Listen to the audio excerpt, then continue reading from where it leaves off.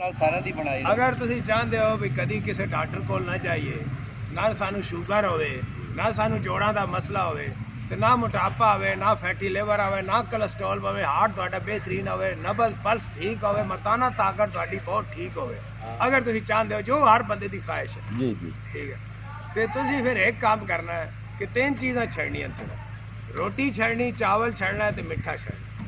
ਮਿੱਠਾ ਚੀਨੀ ਇਹਨੂੰ ਬਿਲਕੁਲ ਛੱਡ ਦੇਣਾ, ਆਪਣੀ ਬੇਕਰੀਆਂ ਨੂੰ ਛੱਡ ਦੇਣਾ, ਕੋਕ ਔਰ ਪੈਪਸੀਆਂ ਔਰ ਡੱਬੇ ਜੂਸ ਦੇ ਔਰ ਜਿਹੜੀ ਮਸਨੂਈ ਚੀਜ਼ ਫੈਕਟਰੀਆਂ 'ਚੋਂ ਬਣ ਕੇ ਆ ਰਹੀ ਉਹਨਾਂ ਨੂੰ ਆਪਣੀ ਜ਼ਿੰਦਗੀ 'ਚੋਂ ਕੱਢ ਦੇਣਾ।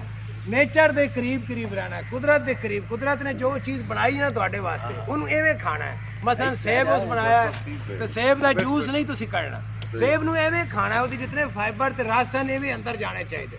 ਅਗਰ ਤੁਸੀਂ ਉਹਦਾ ਜੂਸ ਬਣਾ ਲਓਗੇ, ਉਹ ਰਸ ਵਿੱਚ ਜ਼ਿਆਦਾ ਸ਼ੂਗਰ ਹੋਏਗੀ, ਜ਼ਿਆਦਾ ਉਹਦਾ ਮੈਦੇ ਦੇ ਨਾਲ ਮੁਤਾਬਕਤ ਨਹੀਂ ਰੱਖੇਗੀ, ਉਹ ਤੁਹਾਨੂੰ ਨੁਕਸਾਨ ਦੇਗੀ। ਉਹਦੀ ਜਿਹੜੀ ਫਾਈਬਰ ਨੂੰ ਆਹਿਸਤਾ ਜਜ਼ਬ ਕਰੇਗੀ, ਉਹ ਫਾਈਬਰ ਤੁਹਾਡੇ ਅੰਤੜੀਆਂ ਜਿਹੜੇ ਬੈਕਟੀਰੀਆ ਉਹਨਾਂ ਦੀ ਖੁਰਾਕ ਹੈ। ਲਿਹਾਜ਼ਾ ਤੁਸੀਂ ਨੇਚਰ ਦੇ ਕਰੀਬ ਰਹਿਣਾ। ਜ਼ਿਮੀਦਾਰ ਲੋਕ ਹੋ ਤਾਂ ਤੁਸੀਂ ਕੁਦਰਤ ਦੇ, ਜਿਵੇਂ ਮੂਲੀ ਐਵੇਂ ਧੋਤੀ ਦੇਵੇਂ ਖਾ ਲਓ, ਠੀਕ ਹੈ ਨਾ। ਸ਼ਲਗਮ, ਮੂਲੀ, ਚੁਕੰਦਰ ਜਿਹੜਾ ਬਿਹਤਰੀਨ ਚੀਜ਼ ਹੈ, ਉਹਦੇ ਵਿੱਚ ਬੜੀਆਂ ਅੱਛੀਆਂ ਚੀਜ਼ਾਂ ਪਾਈ ਜਾਂਦੀਆਂ, ਹਾਰਟ ਵਾਸਤੇ, ਬਲੱਡ ਪ੍ਰੈਸ਼ਰ ਨੂੰ ਬੜਾ ਠੀਕ ਰੱਖਦਾ। ਚੁਕੰਦਰ ਹੋ ਗਿਆ ਤੇ ਅਦਰਕ ਹੋ ਗਈ, ਨਿੰਬੂ ਹੋ ਗਿਆ, ਕੋਈ ਸਵਾਇਣੇ ਦੇ ਪੱਤੇ ਪਾ ਲੈ, ਕੜੀ ਲੀਫ ਪਾ ਲੈ, ਤੇ ਆਮਲੇ ਇੱਕ ਦੋ ਪਾ ਕੇ ਗ੍ਰਾइंड ਕਰਕੇ ਸੁਬਾਹ ਇੱਕ ਮਸ਼ਰੂਬ ਜਿਹੜਾ ਆਪਣੀ ਜ਼ਿੰਦਗੀ ਪੀਣਾ ਸ਼ੁਰੂ ਕਰ ਦਿਓ, ਕੋਈ ਬਿਮਾਰੀ ਨਹੀਂ ਆਏਗੀ, ਕਿਸੇ ਕੈਪਸੂਲ ਦੀ ਤੁਹਾਨੂੰ ਕੋਈ ਜ਼ਰੂਰਤ ਨਹੀਂ ਪੇਸ਼ ਹੈ। ਉਸ ਤੋਂ ਬਾਅਦ ਹੁਣ ਤੁਸੀਂ ਕਹੋਗੇ ਜੀ ਰੋਟੀ ਬੰਦ ਕਰ ਰਹੇ ਹੋ, ਅਸੀਂ ਤਾਂ ਰਵਾਇਤੀ ਲੋਕ ਆ, ਇੰਡੀਅਨ ਪਾਕਿਸਤਾਨੀ, ਰੋਟੀ ਬੰਦ ਹੋ ਜਾਏ ਤਾਂ ਅਸੀਂ ਇਹਦੇ ਖਾਣਾ ਕੀ ਹੈ?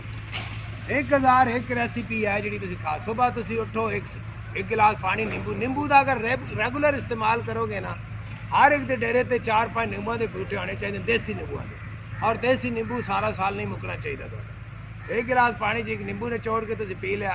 उस तो बाद जनाब कोई दही आ गई, वो कलौंजी पा ली थोड़ी जी, कोई दालचीनी पा ली, कोई जीरा पाउडर पा लिया, तो उसनों ना खा लिया दही नूं। सेब एक खा लिया, 3-4 अंडे जेडे वो देसी अंडे उबले होण वो खा लिया। एक कवा जेड़ा ना वो पी लिया। कवा बनाना है, दाल चीनी, सौंफ, लाची, ते कोई लौंग एक दो पा ले, काली मिर्च पा ले, ते अदरक थोड़ी पा ली, कोई पुदीना के पत्ते पा ले, थोड़ी जी गुड़ की मामूली जी रोड़ी पा ली। यही एक गुड़ की रोड़ी मिठा जो थोड़ी जिंदगी जाना चाहिए, और 24 घंटे नहीं जाना चाहिए।